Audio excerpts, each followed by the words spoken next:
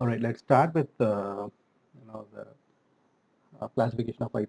So IP address generally classified into two. One is IPv4 and another one is IPv6. So IPv4 is 32 bits and IPv6 is 128 bits. Okay. So IPv4 was invented long back, and when they invented this IPv4, the scientists the group of scientists who developed this IPv4, they thought that this 32-bit address is more than sufficient to cover the systems in the whole world, right? I will tell you how many systems can be actually accommodated in this 32-bit address in the forthcoming screens.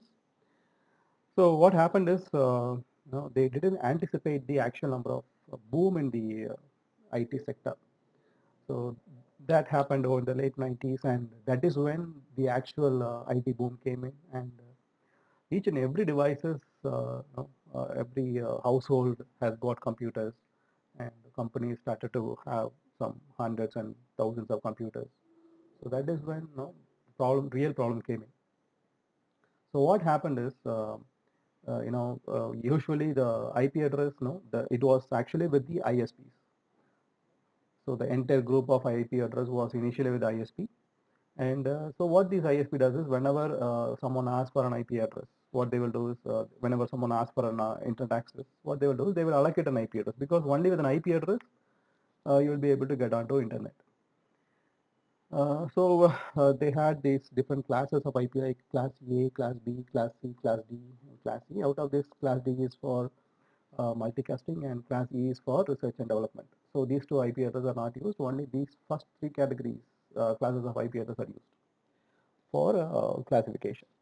So what really happened is, the companies, they started to lose their IP. Their IP address became exhaust much faster. That is because, suppose if you have a company, and if you have some 100 computers, then for accessing internet on all those 100 computers, then you must need 100 IP address. And earlier they didn't had this concept called private address, public address, and all. They had a single concept called IP address. And with that, the companies started to block IP address as a bunch, as a whole. So individual household, they were not able to get IP address, or new companies or new startups, they were not able to get the internet access. So that was the situation earlier, and that problem was identified, and then they came up with IPv6. So with IPv6, it is 128 bits, where you can have more number of devices connected. All right. So let us have a look at the actual, what is the actual total number of IP addresses that we can uh, uh, get out of these uh, complete different classes of IP address. So first we have, let us take IPv4, and we have classes like class A, class B, class C, class D, and class E.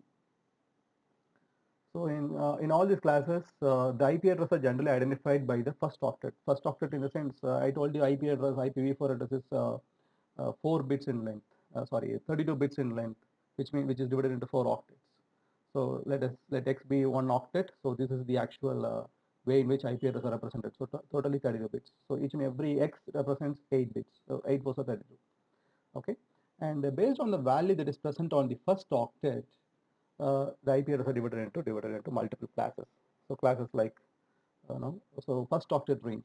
First octet range for class A is going to be from 0 to 127, and for class B it is going to be from 128 to 191, and for class C it is going to be 192 to 223.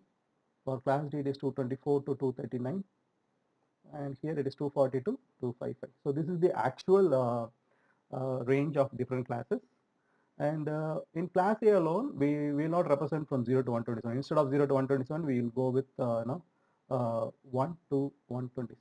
I will tell you why. And we generally represent it with asterisk marks. I'll tell you why. Because any IP address that starts with 0.0.0.0, right? This IP address is called as default root. So this IP address is, we are not supposed to use this IP address. And there is one more IP address, which is 127.0.0.0 to 127.255.255.255. So this entire range of IP address is called as loopback IP address, and we are not supposed to use that. So excluding the 0 and 127, we write it as 1 to 126. So that is how the range of class A became 1 to 126. But actually it is from 0 to 121. So we are not supposed to use these two values. So we are using from 1 to 126. And next we have class B, which is from 128 to 191, and class C 192 to 223, and so on. So out of this, class D is used for multicasting, and this is for research and development. So we are not supposed to use class D and class C, these IP addresses. So first, only the first three classes of IP address should be used. Okay, now let me clear the screen.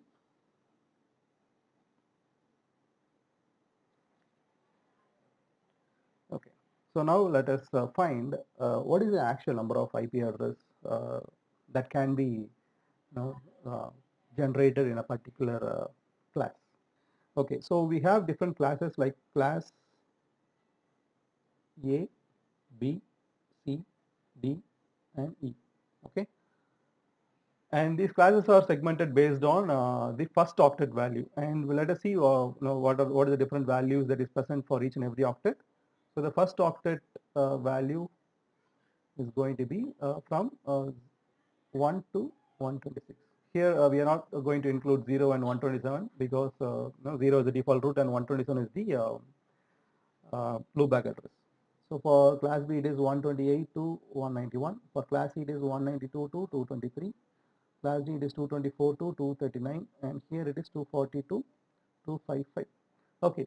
Now how did we arrive at this value? How did we arrive at this value?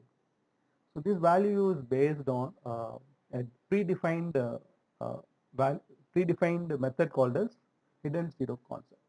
Okay. So for class A, the value is going to be 0. Okay. And for class B, the value is going to be 1, 0. For class C, it is 1, 1, 0. For class D, it is 1, 1, 1, 0. And for class E, it is 1, 1, 1, 1. This is how the segmentation is done for different classes. So what is this reserved zero? So we have this reserved zero here, right? The reserved zero, this concept is called a reserved zero concept, and this is used for determining the different classes of the range for different classes of IP address. So what is this reserved zero? So I told you, right? We have totally we have we have the IP address are totally 32 bits in length. So each and every octet will have 8 bits. Is that right? So we have 8 bits in each and every octet. So 8 into 4, 32 bits. So if you take any one of the octet, you take any one of the octet and draw like this, 4, 5, 6, 7, 8. You draw 8 lines. Okay. So if we take all these 8 bits, so now what I'm doing is I'm taking the first octet. Okay, because based on the value that is present on the first octet, we will define the we have designed the different classes, right? So I have taken the first octet. So on the first octet, what I have to do is for calculating the range of address, for range of IP address for class A, first I have to reserve this particular position. That is called as reserved zero concept. So in case of class A, the reservation value is 0, which means I will have to keep it as 0 irrespective of the change in any other, irrespective of the change that is happening, the first bit will be always kept as 0. So when the first bit is always kept as 0, what will be the remaining bits? Remaining bits could be all zeros, and it can go like this 1, 10, and so on, and it can go on till like this, right? And but still the first octet, the first bit will be always 0. Okay, so the first bit is reserved to be 0. So in this case, what will be the minimum possible value? So you know the position value for each and everything, right? What is the position value for this? 2 per 0 is 1. The position value for the here is 2. The position value is 2. Here it is 4, 8, 16, 32, 64, and 128. And if you multiply 0 with all these values, what you're going to get? You're going to get only 0. So I'm going to write the minimum value as 0. Now let us calculate the maximum value. So the maximum value here is 1 into 1 plus 1 into 2 plus 1 into 4 plus 1 into 8 plus 1 into 16 plus 1 into 32 plus 1 into 64. So 0 into plus 120, 120 is going to be 0. Okay, so leaving this, we can add all these values together. So what is 64? 64 plus 32, 66, 96. 96 plus 96 plus 400, 110, 126, 127. So you'll get 0 to 127. So this is the actual range of octet values for the first octet value for class A. Next we have class B. So for class B, what you have to do is you'll have to reserve the first bit as 1 and the second bit as 0. So the first two bits has to be reserved as 1 and 0. Okay, so remaining, so keeping this as 1 and 0, what will happen? So the least possible value would be 1 into 128. So 128 to this alone, 64 alone is 0, right? So what the total value is 255. 255 minus 64. What is 255 minus 64? This 191. So this is how we got the second range value. Okay, so for likewise for class C we have 110, for class D we have 1110, and for class E it is 4 times 1. So this is the actual method of finding out the total number of networks. Okay, now we will move on to the next. So the next thing I want to show you is how to calculate the total number of IP address in each and every network, and how to calculate the total number of networks per class. Okay, so for class A, B, and C, we know that for class A we have one network followed by 3 hosts. For class B it is 2 times network followed by 2 times host. For class C it is 3 times network followed by 1 times host. Okay, so to calculate the number of hosts, the formula we have is 2 power n minus 2. So what is 2 power n? N is the number of host bits. Okay, so the number of host bits here is 8 in case of class C. So we can use the formula like this: 2 power 8 minus 2. 2 power 8 is 256 minus 2 is 254. Make sure that you have the bracket. Now it is 2 power 16 minus 2, so that is 65,534, and here it is 2 power 24 minus 2, that is 16,777,214. This is the total number of IP address, usable IP address per network. So we are removing this 2 IP address from each and every network because the first IP address would be the network address and the last IP address would be the broadcast address. Okay, so that is why we are subtracting -2 from each and every network. And now let us calculate the total number of networks. So number of networks can be found out from the formula 2 power n. So what is 2 power n here? So in class A, what is the number of, where it is n is the number of network bits. Okay, so how many network bits do we have in class A? In class A, we have 8 bits, 1 octet, right? 1 octet, that is 8 bits. But remember that we have a reserved 0, which we are not supposed to include here, right? So it is actually 7 bits. So it is not 8, it is 7. So 2 power 7. What is 2 power 7? 2 power 7 is 128. 128 networks in class A. And next, class B.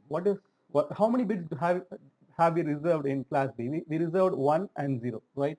So total number of bits here is 2 power 16. So 2 power 16 minus 2 is 2 power 14. So 2 power 14. What is 2 power 14? 65, 32, 16. Somewhere around 16 something, right? 16,000 something. And next, for class C, we have 3 network bits, 3 network octets, so it is 24 bits, but we have reserved 3 bits, so it is 2 power 21. So 2 power 21, what is 2 power 21? Some value you will have to find out. Okay, you can use the calculator and you can easily find it out. Okay, so in order to find the total number of IP address in each and every network, total number of IP address in each and every classes and as well as the number of as well as the IP the different networks that is considered in each and every classes. What you have to do is you'll have to multiply this value, this 254, with this value. Similarly, this value with this one with this one. What you will get if you multiply 16 million with 128, you will get a larger value. Similarly here, right? The final product is going to be very huge. So what they thought is the group of scientists who designed the IP address, what they actually thought is, they thought that these many IP addresses we have, so which will be sufficient enough to handle any number of requests. So that was their thought when the IP address was first designed for 32 bits. But later, when the IT boom started, okay, it started to, the IP address started to deplete much faster than the anticipated rate. So that is when these people, they figured out that they have to move towards IPv6.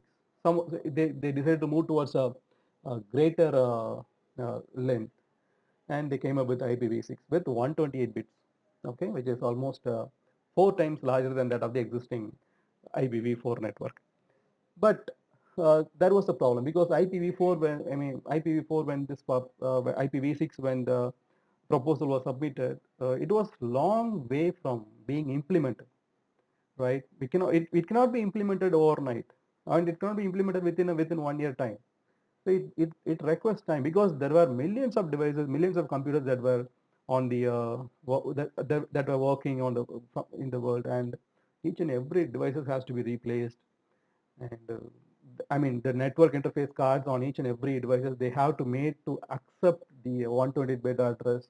So it was a huge task, which doesn't I mean which may not have happened within some period of time. So it is possible on a longer run, but we cannot do that on a overnight basis. So, but the IP address are depleting much faster, at a very faster rate. So they need a temporary solution for that. So that is when they came up with a concept called as NAT. Okay, NAT.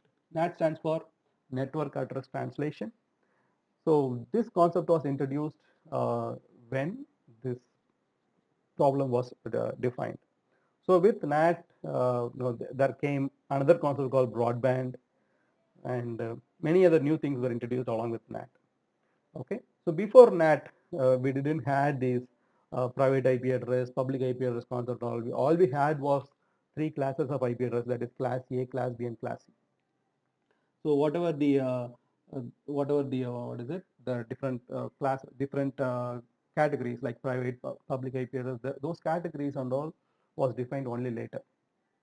Okay, so earlier they simply had these 3 classes, A, B, and C, and all these 3 classes were given directly to ISP. So who are ISPs? Internet service providers. They are the one who were actually having the IP address with them, and what they will do is they will allocate the IP address to whoever asks. So suppose if I have some 10 computers, then I have to approach an ISP. ISP will give me 10 connections. All the 10 connections, one IP address per connection, so I will have to pay 10 bills, 10 broadband connections to 10 bills, like that, and they will give me, they will block me some 10 IP address. That was the scenario earlier, and the connections were mostly dial-up, which means you'll have to connect your system directly to the telephone line, and you will have to dial a number. So the ISP, they will allocate an IP address. So with the help of IP address, you'll be able to access the internet. So this was the scenario earlier. Now with NAT, so what is the solution that was proposed by NAT? So with NAT, what they did is they classified the entire IP address category into two. Okay, so what is the first category? The first category is public. Second category is private. So this is how the IP address was divided into two. So under private, what they did is, for under each and every classes, they had reserved a group of IP addresses, private IP address. The remaining IP address, all the remaining IP address which was not private, are classified as public. Okay, so in class A, any IP address which would start with 10. Okay, so from 10.0.0.0 to 10.255.255.255. So this entire range of IP address is termed as private IP address. In case of class B, from 172.16.0.0 to 172.31.255.255. So this entire range is termed as private IP address. In class C, it is 192.168.0.0 to 192.168.255.255. So this range was classified as private IP address.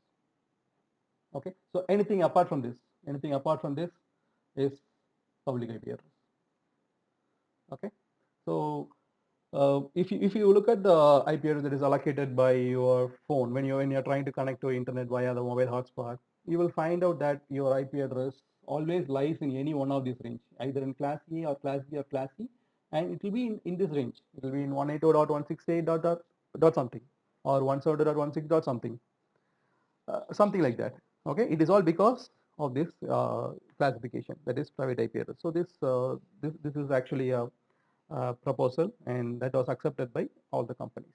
Okay, so any company that is trying to build routers, home routers, or any mobile phones enabled to give out a hotspot, all these devices will follow these protocols. Okay, and these IP address, whatever IP address that is left out, these IP address are with ISP. So ISP will handle those IP address. Okay, so ISP, what they will do is generally they regional internet registry from RIRs they will get it, the LIRs will get it, and from LIR ISP will get it. So RIR stands for regional internet registry and LIR stands for local internet registry, and then ISP, and from the ISP we will get one public IP address. Okay, so now let us come back to the concept called NAT. So what this NAT actually does is, so let us assume that you have a NAT box. Okay, a NAT box, which is generally the router, the home router, which you will get along with the internet connection. That can be called as a NAT box. Okay, so the ISP, what they do is they will allocate one public IP address. Okay, one public IP address per connection. So if you take one connection, you will get only one public IP address from the ISP. And what this NAT does is, this NAT is used to translate this public IP address into number of private IP address. So these private IPs these are all free IPs. The private IPs are free IPs, which means you can allocate one IP address, any one of the private IP address on your home network. Suppose if you have some 100 PCs, you can allocate IP address on your own fashion, and you can connect everything to a NAT box, and the NAT box will translate all these private IP address into one public IP address. Similarly, the reverse. So NAT can work on both the sides. Okay, so that is the main function of NAT. So where it can translate one public IP address into multiple private IP address. In fact, NAT is not only used for translating public to private, it can be used to translate any IP address to any other different IP address. Means one network address to another network address, in fact, in simple terms. So suppose if we have some 192.168 IP address on one network, and if we have 10 IP address on another network, yeah, it can be, the NAT can be used to translate it. Okay, so with NAT, they also introduced the concept called broadband. So with broadband, what they did is they gave a larger amount of bandwidth to one public IP address. Okay, so earlier I told you, right, where the ISP used to give multiple public IP address, multiple IP address to each and every computer. Means not each and every computer. Suppose if you have some 10 computers, then you will get 10 IP address from ISP, and most of the connections will be dial-up, which means all the connections, the speed of dial-up is only 56 kbps. Imagine with 56 kbps, you won't be able to download a MP3 song nowadays, and it will take some 2 to 3 minutes with 56 kbps. And I'm sure that the latest connections that is provided by some mobile operators like Airtel, Jio, and all, what they generally do is, they have a policy called fair usage policy, where if you cross the limit of data consumption on a particular day, immediately it will switch over to the least speed. That is, I mean, they will say it is an unlimited connection, but still you will be getting only very less speed. And I'm sure that that particular speed is more faster than this one, this 56 kbps. Just imagine. But internet was light, but by that time it was not so heavy as today.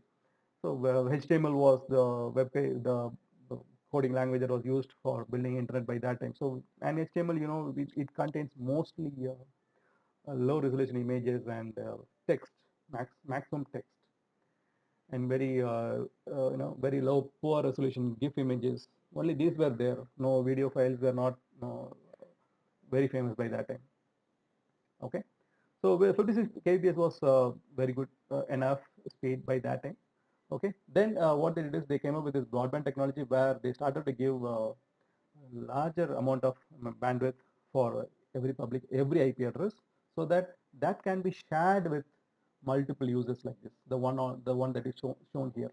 So one public IP address can be shared with multiple users. Okay, so this is the concept of NAT. Okay, so NAT in general, it can be used to translate one network address to another network address in simple terms, or it can be also used to convert from public to private and private to public, vice versa. So that's it. Okay, so that is when this was the interim solution. So this NAT was the interim solution for IPv6. So nowadays we are getting IPv6 IP address on our mobiles, on our when you get internet connection. Sometimes you are allocated with an IPv6 address, which is in 2020. So it is almost, but just imagine when this IPv6 was proposed, it was in late 90s, right? Almost 25 years. It has taken this much time to implement IPv6. This NAT played a key factor in running the internet during this time. So what this NAT did is it divided the entire group of IP addresses into two. One as public, another one is private, and private IP addresses were given at free of cost, so anyone can use it. You need not pay money, but with private IP address, you will not be able to access the internet. If you want, that is why the private IP addresses are also called as non-routable IP address. So if at all, if you want to access internet, you must have a public IP address, and this public IP address is available only with ISP. So only if you get access from the ISP, only if you get an internet connection from the ISP, you will be able to use internet. So that was the restriction that was put on, right, with the help of NAT. So with NAT, what was achieved is, rather than wasting 10 public IP address for 10 computers, here it is given only ISP is giving only one public IP address, and this one public IP address is being translated into multiple private IP addresses. Not even 10 computers. You can have more than that. You can have 50 computers, or you can have 100 computers. Still, you will need only one public IP address, provided if you have enough bandwidth so that all the private computers can get onto the internet, right? So this is how internet was running with the help of NAT.